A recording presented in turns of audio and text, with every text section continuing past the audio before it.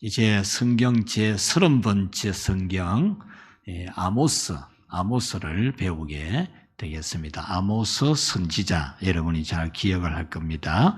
아모스라고 하는 선지자 이름을 따서 아모스라 그렇게 성경의 이름을 지은 것입니다.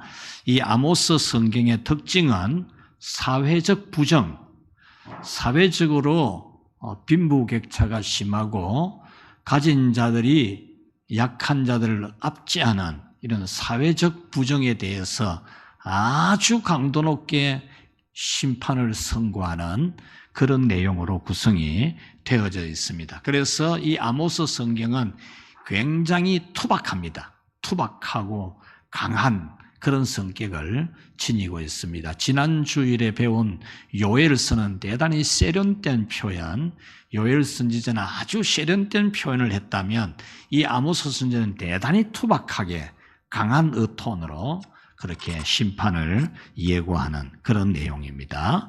자, 2번 성령으로 영감으로 기록한 사람 아모스 성령의 영감으로 기록을 한 사람입니다.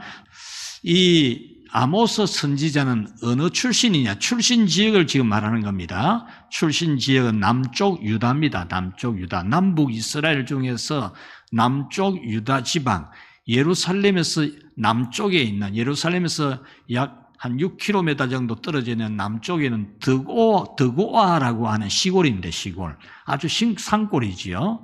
그래서 이 아모스 선지자는 산골 출신이라는 점입니다. 산골에서 가축 기르고 소 키우고 뽕나무 재배하는 그런 농부였습니다. 그 농부였는데 하나님이 그를 선지자로 부르신 내용입니다. 그래서 다른 선지자들은 처음부터 끝까지 전문적 사역자, 그래서 온전히 선지자로만 사역하는 사람이었다면 이 아모스 선지자는 농사 짓고 소 키우고 이렇게 하다가 한정적 시간에 하나님의 부르심을 받아서 선지자 사역을 감당한 그런 선지자입니다. 그렇기 때문에 좀 언어가 굉장히 투박하고 세련미가 좀 떨어지는 그런 특징이 이 아모스에 있습니다. 자, 남쪽 유다 시골 출신 아모스였다. 이것이 첫 번째 내용이라면 두 번째 내용은 이 남쪽 유다 출신이 선지자 사역은 북쪽에 가서 했다. 그러면 북쪽. 다른 나라죠. 같은 민족이지만 국경을 넘어서 북쪽 이스라엘에 가서 선지자 사명을 감당했다라는 겁니다. 이것을 보면 당시 북쪽 지역에는 선지자가 나타나지를 않는 영적인 암흑시대였다라는 것을 알 수 있습니다. 하나님이 남쪽에 있는 시골 출신 이 평민을 선지자로 불러서 일시적으로 북쪽에 파송을 한 그런 내용이니까 이 북쪽은 선지자가 나오지 않는 그런 어둠의 시대였다라는 것을 알 수 있습니다. 이 아모스 선지자가 남쪽 출신인데 북쪽에 가가지고 베델이라는 지역, 여러분 베델을 잘 알죠? 베델이 어떤 지역입니까? 하나님의 집이라는 그런 뜻을 가진, 야곱이 가다가 하나님을 만난, 하나님 계시를 보는 그런 엄청난 사건이 있었던 그런 곳입니다. 그런 곳이고 나중에 하나님이 바단 아람에서 돌아오게 할 때도 이 베델로 돌아오게 하시는 엄청난 영적 성지입니다. 성지. 그런데 이 영적 성지가 이 북쪽 이스라엘 땅에 있는데 이 북쪽 이스라엘 땅이 베델에서 이 아모스 선지자 사역을 하는데 아모스 이 베델 사람들이 선지자 말을 안 듣는 겁니다. 배척을 하는 거예요.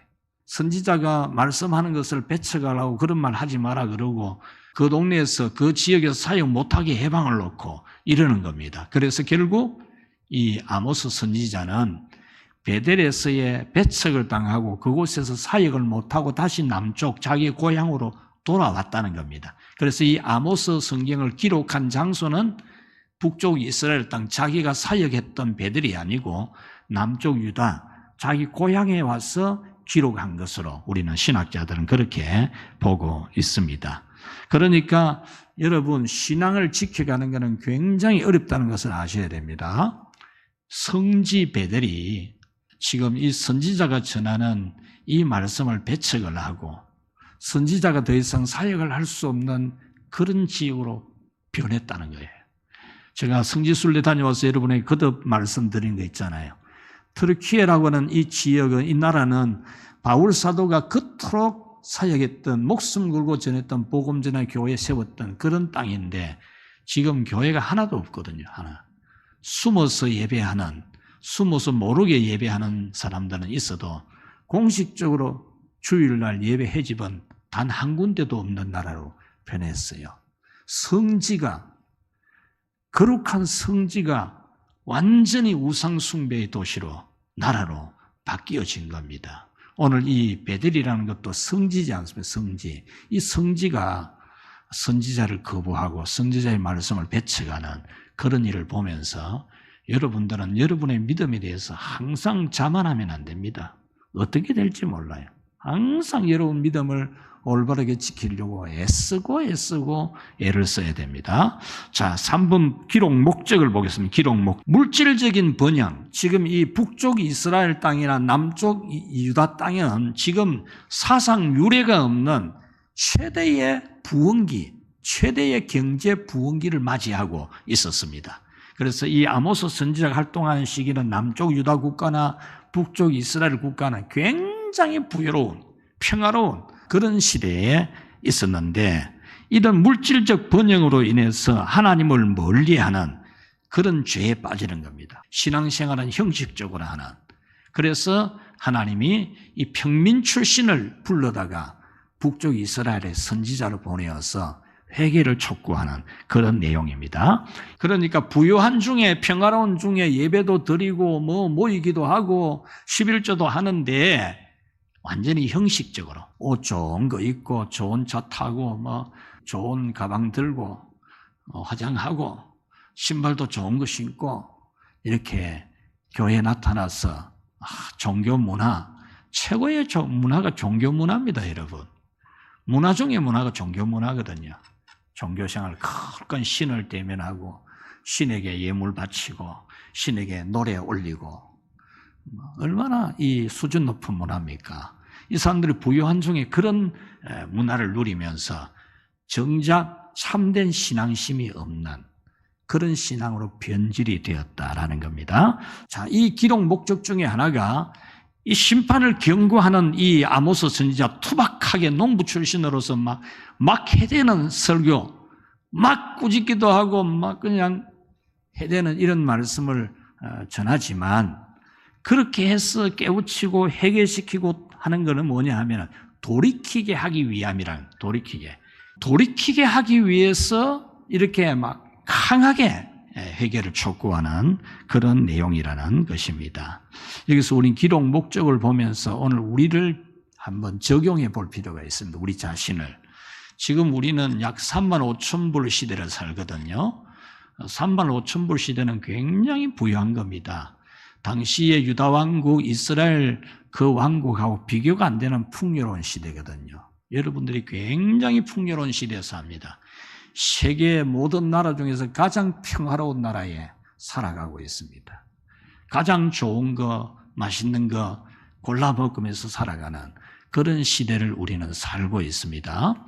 그리고 앞으로 한 17년 정도 지나면 2040 정도 되면 우리나라가 지금 조금만 개선해야 될 점, 노동쟁의, 정치 이 극단적으로 좌우 대립하는 이런 정도만 개선시켜 나가면 지금부터 약 17년 지나면, 한 6년 정도 지나면 우리나라 국민 소득이 약 7만 불 될 거로 봅니다. 7만 불. 7만 불 정도 되면 미국하고 우리나라가 양대 세력이 됩니다. 경제적으로. 굉장히 부강한 나라가 되는 겁니다. 지금부터 한 16년, 17년 정도 지나면 그렇게 될 때에 우리가 어떻게 될 것이냐. 이걸 정말 심도 있게 생각해야 됩니다. 돈이 많고 부유하고 평화롭게 살고 이렇게 되면서 우리의 신앙이 어떻게 변질될 것이냐. 이런 것을 이 아모스를 보면서 우리는 정말 경각심을 가져야 됩니다. 여러분들이 오늘날 먹고 살만하다고 똑똑하다고 여러분들이 영적으로 자만하고 신앙생활을 형식적으로 여러분 넘어갈 가능성은 얼마든지 있거든요. 얼마든지. 정말 정신 차려야 돼요. 여러분들이 교회에서 믿음 생활 똑바로 하도록 계속 가르쳐주는 이것을 너무나 감사해야 됩니다. 이걸 목숨 걸고 막 여러분에게 막 외치고 꾸지람도 하고 막 무력하기도 하는 이걸 감사하게 얘기해야 돼요. 좋은 대로 하자는 대로 해버리면 여러분 얼마 안 가서 믿음이고 뭐고 다 없어져요. 여러분 경제적으로 풍요로운 시대에 여러분들의 믿음을 다 잡아야 됩니다. 다 잡아야 돼요. 자, 역사적 배경 4번 1. 남쪽 유다 왕국의 왕은 우시야. 그러니까 남쪽 유다는 그 당시 우시야 왕이 통치하던 시대. 우시야 하면은 기억나는 거 있지요? 우시야 왕. 예, 자, 이 우시야 왕의 시대에 어떤 시대에 있느냐? 이 남쪽 유다의 왕이 우시야 왕이 하나님을 잘 섬기게 됩니다. 그래서 경제적으로 굉장히 부유로워져요. 나라가 평화롭고 굉장히 편하고 풍요로운 시대가 됩니다. 우시야 왕이 교만해져 가지고 처음에는 막 하나님을 똑바로 섬겨야 됩니다. 하나님을 잘 섬깁시다. 이러고 우상도 타파하고 오직 하나님 잘 섬기는 이런 정책을 폈는데 이게 뭐 나라가 잘 되고 막 평화롭고 백성들이 자기를 뭐 다 좋아하는 것 같고 이러니까 이 교만해져 가지고 제사장만이 할 수 있는 분향을 자기가 하려고 시도를 했어요. 한 게 아니고 시도했어, 시도. 여러분 영적으로 교만하면 큰일 납니다. 여러분들이 교만 안 할 수 있는 환경을 감사해야 됩니다. 여러분에게 때로 가시가 있고 겸손할 수밖에 없는 문제가 있는 것이 은혜 중에 은혜입니다. 여러분이 건강하고 돈 많고 막 힘 있고 자식 잘 되고 뭐든지 잘 돼 보십시오. 여러분 가상도 안 할 겁니다. 얼마나 여러분 고난이 여러분을 얼마나 복되게 합니까? 여러분에게 닥쳐온 환난이 여러분을 얼마나 귀한 믿음이 되게 했습니까? 유다 남쪽 왕 이 우시야가 그토록 잘 될 때 이 교만해가지고 제사장의 역할을 침범하려고 시도를 했죠. 이 우시야 왕이 그렇게 교만하다가 나병이 걸리면 나병이 걸려서 왕궁에 못 삽니다. 그래서 별궁 다른데 별도로 왕궁을 만들어가지고 그곳에 살도록 하고 평생에 본궁으로 못 돌아와요. 그리고 결국 죽었어도 나병이 걸려서 죽었으니까 하나님의 저주를 받은 심판을 받은 나병이었으니까 왕실묘, 왕들이 죽었을 때 묻어두는 그 왕실묘에 못 묻혔어요. 이 부자 되고 풍요로워지면서 나라가 잘 되면서 교만해진 결과가 이런 결과를 만드는 겁니다. 그래서 여러분들은 여러분 집에 아무 일이 없고 모든 것이 잘 되기만 하고 평화롭고 이럴 때 여러분을 잘 돌봐야 됩니다. 영적으로 교만하지 않도록. 이 남쪽 유다의 왕이 이 얼마나 불행한 일입니까? 차라리 왕이 안 되었으면 나라가 부유해지지 않았더라면 나병에 걸릴 일도 없고 죽어서 왕실에 못 묻힐 일도 없는 거 아닙니까? 이 부자 되고 잘 살게 되면서 이래 되는 거잖아요. 자, 2번 북쪽 이스라엘 왕은 여로보암 2세. 이때 이제 남쪽에는 우시야 왕이었고 북쪽에는 여로보암 2세입니다. 여로보암 2세가 왕이 된 시대입니다. 이 북쪽 이스라엘도 이 시기는 굉장히 번영하는 시대입니다. 솔로몬 왕의 시대에 굉장히 나라가 풍요로웠잖아요. 그의 버금가는 솔로몬 시대의 버금가는 북쪽의 평화와 번영의 시대가 왔다라는 겁니다. 이 북이스라엘은 항상 문제가 하나 있었어요. 북쪽에 있는 아람 나라 왕이 계속 북쪽 이스라엘을 침략하는 겁니다. 베나닷 유명하잖아요. 이 베나닷 왕이 계속 북이스라엘을 공격하는 겁니다. 이러는데 갑자기 아수르 제국이 베나닷 아람 왕을 무너뜨리고 베나닷 이 아람을 정복해서 전쟁에 이기게 되어집니다. 그래서 아수르가 전쟁에 이기고 이스라엘을 괴롭히는 이 아람 나라가 전쟁에 패하는 겁니다. 국제 정세가 그렇게 변하는 거예요.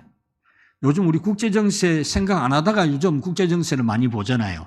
전에는 막 우리나라만 열심히 잘하고 우리나라만 잘 먹고 잘 살고 경제만 부흥하면 된다 생각했는데 국제 정세가 지금 굉장히 심각하게 돌아가잖아요. 신냉전 시대가 오는. 거기다가 지금 하마스 테러 분자들이 일어나서 이스라엘에 테러를 일으켰는데 그것이 단순한 테러가 아닙니다. 그것이 뭐냐 하면 중동의 국제 정세가 이스라엘과 사우디아라비아가 지금 딱 사실로 친교를 맺으려고 준비가 다 되어 있는 상태입니다.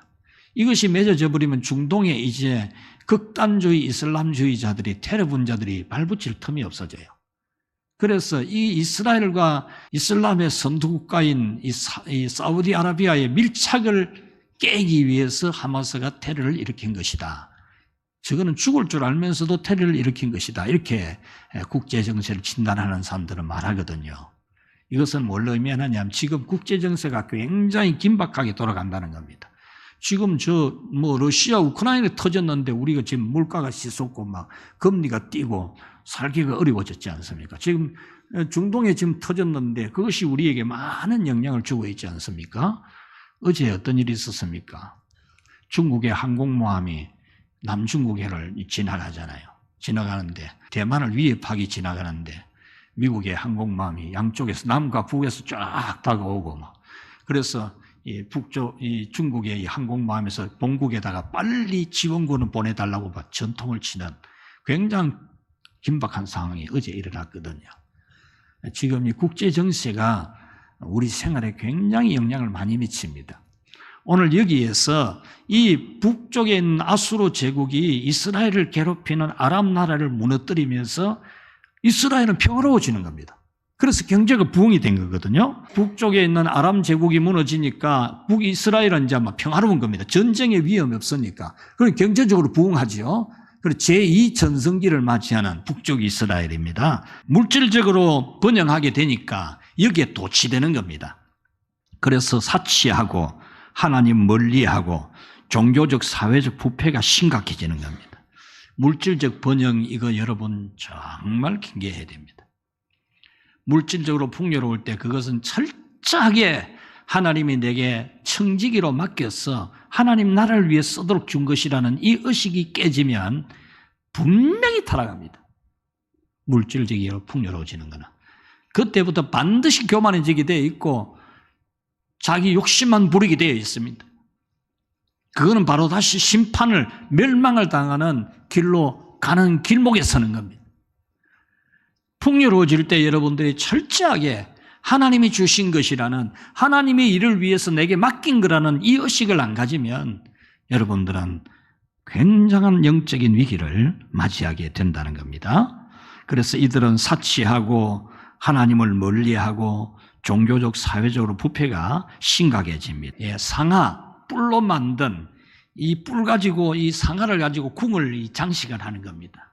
그래서 상도 상아를 가지고 만든 걸 가지고 장식을 하고 침대도 상아 가지고 막 장식을 하고 완전히 막 요즘 말로 하면 뭐겠습니까? 명품.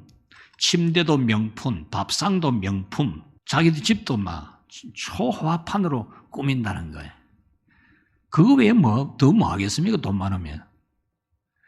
하나님 중심이라는 돈이 하나님에게 주신 청지기적 사명을 모르면 할 게 뭐 있습니까? 돈 가지고. 그것밖에 더 하겠습니까? 여러분, 평화롭고 돈 걱정 없을 때 여러분이 하나님 앞에 잘해야 됩니다. 이 아모스 시대에 이 북이스라엘 땅의 문제는 뭐냐 하면 물질에 대한 탐욕, 이 물질이 많으니까 아이고 진짜 필요 없다 그 생각입니다. 물질이 있는 사람은 더 욕심을 부리거든요. 조금 있으면 더 욕심 부립니다. 조금만 있으면 좀 더 욕심 부리고 그러는 거죠. 그렇게 되면서 가난한 자의 것을 착취합니다. 이 사회적 문제가 가장 심각한 게 이것이었거든요. 있는 사람이 더 가지기 위해서 약한 사람을 더 착취하고 억압했다는 겁니다. 그러면서 도덕적으로 타락했다는 거죠. 내용분해입니다. 내용분해. 자, 이 아모스가 9장으로 이루어져 있는데 내용이 어떻게 구성되어 있는지 심판을 8가지로 말하고 있다라는 겁니다. 자, 여러분 여기에 8가지 심판, 이스라엘 심판까지가 나오는데 여기에 6번째까지의 심판은 이방 나라 땅입니다. 유다 나라도 아니고 이스라엘 땅도 아니고 이방 나라. 이방 나라에 대해서 하나님이 심판한다, 심판한다, 심판한다를 쫙 말하고 마지막에 남쪽 유다, 북쪽 이스라엘에 대해서 심판할 것이다. 그렇게 말씀하고 북쪽 이스라엘에 대한 심판에 대해서 서너 가지 죄가 있다 그럽니다. 서너 가지 죄. 자, 어떤 죄인지 보겠습니다. 이 아모스 시대에 북이스라엘의 경제적 부흥이 일어나면서 부자들이 더 돈을 많이 가지기 위해서 약한 자를 억압하는 겁니다. 약한 자를. 그런 방법은 뇌물을 받고 약한 사람을 더 힘들게 만들고 신앙클레 받고 恩받고 의인을 팔아넘기고 의인을 괴롭히고 불의하게 억울하게 이런 짓을 너무 많이 했다는 겁니다. 사회적 악이지요. 사회적 악. 그래서 아까 제가 초두에 말씀드렸듯이 이 아모스 시대의 그 메시지는 북이스라엘이 경제적 부흥을 오면서 사회적 악이 빈부격차가 심해지면서 부자들이 가난한 자를 억압하고 착취하는 이런 사회적 악이 굉장히 성행했던 겁니다. 그래서 그 죄에 대해서 하나님이 심판하겠다 그렇게 말씀한 거고 신성모독 이게 뭐냐 하면은 이들이 하나님의 성전 제단을 말하는 건 아닙니다. 북쪽 이스라엘 땅이 하나님의 우상 제단도 곳곳에 있었다는 겁니다. 우상 제단이 곳곳이 있는데 그들은 우상 제단 옆에서 전당 잡은 옷 위에서 누웠다 그러죠. 전당 잡은 옷은 뭐냐면 겉옷입니다. 겉옷. 속옷은 값이 싼 거고 겉옷은 엄청 비싼 겁니다. 왜 비싼 거냐? 겉옷은 가난한 자들이 추운 밤에 자기 몸을 보호하는 생명과 같은 겁니다. 그래서 율법에 겉옷은 전당을 잡지 말아라. 겉옷 받고 돈 빌려주지 마라 그랬어요. 왜냐? 겉옷을 잡혀야 된다는 것은 그날 밤 죽어야 된다는 것을 의미하거든요. 그런데 이 부자들이 가난한 사람한테 돈 빌려주면서 겉옷 받는 겁니다. 겉옷 받아가지고 그걸 우상재단 옆에 깔아놔놓고 앉아가지고 술 마시고 밥 먹고 논다 그 말이거든요. 여러분은 안 그렇겠지만 역사를 보면 부요해지면 이렇게 됩니다. 누구든지 이렇게 될 가능성이 있습니다. 눈에 뵈는 게 없어요. 눈에 뵈는 게. 인간적으로도 대단히 교만하게 되어 있고 영적으로도 대단히 교만하게 되어 있습니다. 돈 좀 들어와 보십시오. 눈에 뵈는 게 없어진다니까요. 여러분들이 정말 물질적인 부요에 이럴 때에 정말 이 아모스 선지자의 말씀을 명심하고 명심해야 됩니다. 무슨 짓을 할지 모릅니다. 여러분 돈이 많아지면요. 아까 우시의 왕 남쪽 왕 우시의 왕도 그랬지 않습니까? 돈 많아지고 이러니까 뭐 부자 되고 나라 잘 되니까 제사장이 하는 걸 지가 하려고 막 대드는 그런 일이 벌어졌지 않습니까? 우시의 왕이 얼마나 믿음 좋았던 사람이라고요. 그런 사람이 그렇게 변한다니까. 돈 때문에. 부자 되니까. 풍요로워지니까요. 북이스라엘 땅이 그렇게 풍요해지니까 이런 짓을 하는 겁니다.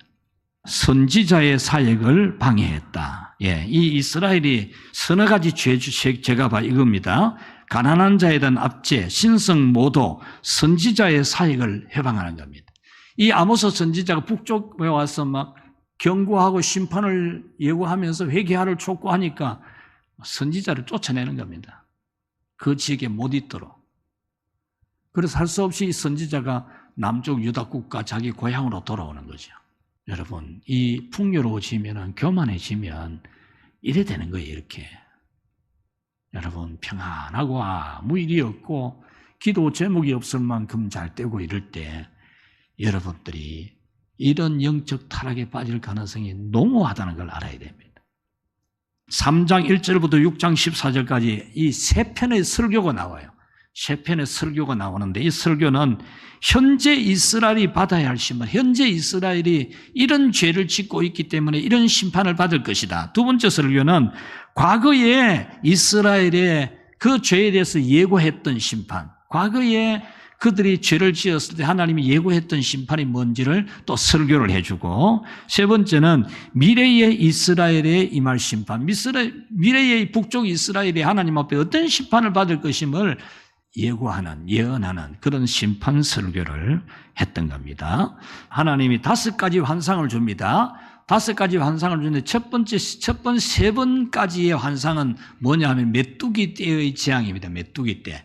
메뚜기 떼는 자연적인 메뚜기를 말하는 게 아닙니다. 여기서는 자연적인 메뚜기가 지나가게 되면은 곡식이나 과일이나 초목이나 완전히 박살을 내듯이 메뚜기 떼 같은 북쪽의 아수르 제국이 이스라엘을 침략할 것이다라는 예언입니다.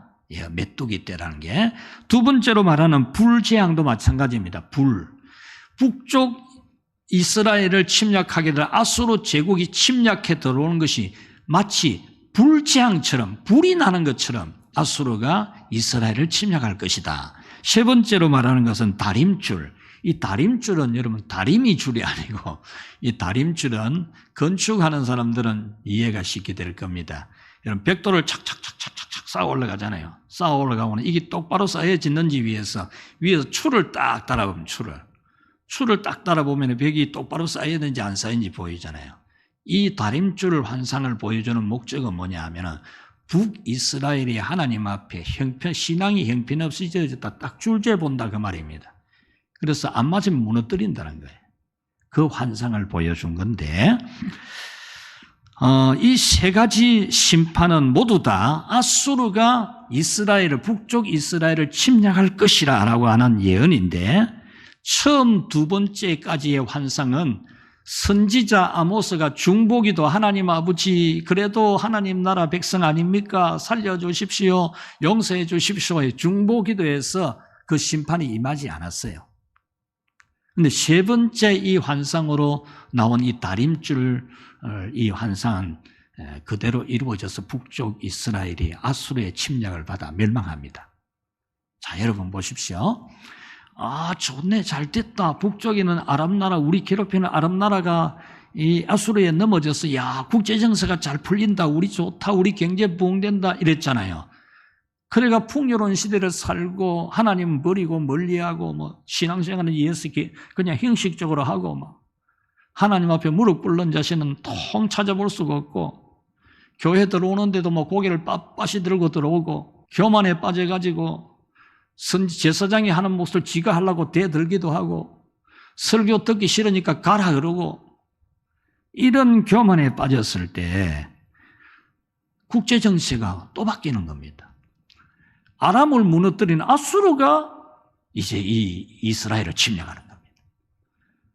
좋은 일이 지금 나쁜 일이 또 되고 있는 거죠. 그래서 여러분 풍요로울 때 정말 여러분의 신앙 관리를 잘해야 된다는 겁니다. 이제 이 5가지 환상 중에 하나가 여름실과 한강줄이 여름실과는 여름에 익은 과실이라 그 말입니다. 여름 과일을 익어서 광주리에 따놨다 그 말입니다. 그것은 무엇을 의미합니까? 아, 맛있다? 그걸 말하는 게 아니고 곧 부패한다 그 말입니다. 곧 썩는다는 거예요. 잘 익은 과일을 광주리에 따담아 놨다. 야, 맛있겠네가 아니고 곧 썩어질 거라는 겁니다. 이것은 이렇게 풍요로운 잘 사는 지금 여름에 잘 익은 과일을 따놓은 한강주리 과일 같은 이 좋은 이 이스라엘이 하나님의 심판으로 멸망하게 된다 그 말입니다. 여러분 역사는 순환한다라는 유명한 말이 있죠. 항상 잘 굴러가지 않아요. 역사는 순환을 하는데 좋은 시대가 오면은 타락을 하고 타락을 하면 다시 어려운 시절이 심판을 받아서 어려운 시절이 오고 어려운 시절에는 회개하고 바로 사니까 다시 잘 사는 시대가 오고 이렇게 역사는 순환한다 그 말입니다. 오늘 이 북쪽 이스라엘이 잘 될 때에 교만하고 영적으로 타락하니까 하나님이 이런 심판을 하신다라는 필연적으로 심판하신다라는 겁니다. 이 9장 이제 마지막 부분입니다. 아까 우리가 성경 본문으로 읽은 내용이지요.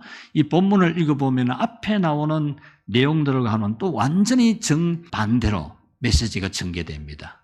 앞에서는 심판, 경고였는데 이 마지막 부분에 와서는 회복을 말합니다. 회복. 하나님이 그 이스라엘을 다시 회복시킬 것이라는 그들을 다시 회개시키고 다시 이렇게 세울 것이라는 그런 메시지를 전해주게 하는 겁니다. 아모스 성경은 무슨 성경이냐? 사상 유례 없는 그런 이 번영 속에서 감사하기보다는 방탕과 부정에 빠진 북이스라엘에 대하여 심판을 경고하는 거라. 여러분, 사람요 아무것도 아닙니다. 잘 될 때 여러분 정말 조심해야 됩니다. 아무것도 아닙니다. 숨 막히는 것은 순식간입니다. 절대로 교만할 일이 아닙니다. 풍요로울 때 여러분 잘 될 때 걱정거리 없어졌을 때 그때가 깨어야 되고 경성해야 될 시간입니다. 여러분이 아쉬운 소리 할 것도 없고 뭐든지 잘 되고 할 때 그때 하나님 앞에 항상 경건해야 됩니다. 굉장히 투박한 어조로 경고하고 심판을 외쳤지만은 이 아모스 선지자가 성령이 그를 통하여 그렇게 설교한 이유는, 메시지를 그렇게 하게 한 이유는 이스라엘이 회개하여 돌이키게 하고 이스라엘을 다시 하나님이 회복시켜 주려고 하는 의도, 이것이 아모스 성경입니다. 그래서 아모스를 심판에 대한 경고로만 보면은 아모스의 주된 목적을 잃어버립니다. 아모스의 주된 목적은 경고하고 책망하고 꾸짖고 회개해서 돌이키게 해서 다시 은혜를 주시려고 하는 그것이 하나님의 목적, 아모스의 목적입니다. 그래서 아모스를 보면서 아이고 무서워라 이렇게만 보면은 아모스의 중요한 목적을 놓치게 됩니다.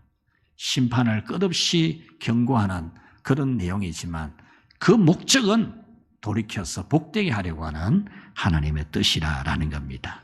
그래서 아모스 성경은 소망이 있는, 소망을 주는 성경이라 그렇게 보게 됩니다. 말씀을 맺겠습니다. 아모스 이 성경은 풍요로운 시대, 잘 사는 시대, 모든 것이 형통하는 시대에 교만해서 영적으로 죄를 짓게 되고 교만해서 물질을 탐닉하게 되고 그렇게 해서 하나님 말씀을 거역하는 그런 죄를 짓게 된다는 거죠. 그렇다면 오늘 우리는 지구상에서 가장 평화로운 나라, 우리 국민은 가장 평화롭게 삽니다. 외국에서 보면 당장 전쟁 날 그런 나라 같고 핵폭탄이 터질 것 같은 나라 같아도 우리가 사는 것을 보면 지구상에서 가장 평화롭고 가장 풍요롭게 사는 나라입니다. 이것이 보통 일이 아닙니다. 큰 은혜입니다. 그래서 우리는 이럴 때에 기도도 막 옛날 같지 않고 지금 기도원이 70%가 없어졌거든요. 전국의 기도원이 30%밖에 안 남았습니다. 기도 안 하거든요. 그런데 기도원이 전부 문 닫는 겁니다. 동산 기도원은 얼마나 기도 많이 했던 동산입니까? 청도에. 그 동산 기도원 지금 전부 그거 지금 뭐 전원주택으로 다 잘라 팝니다. 그 기도했던 동산이에요. 전부 전원주택으로 잘라 팔아요. 그 장로님은 그 기도 동산을 만드는데 며느리가 지금은 쫙 잘라 팔고 있어요. 기도하는 것이 아니라 돈 버는 동산으로 만드는 거죠. 여러분들 풍요로운 시대, 하나님 복 주실 때 영적으로 교만하지 않고 하나님 말씀대로 살게 되기를 주님의 이름으로 축복합니다.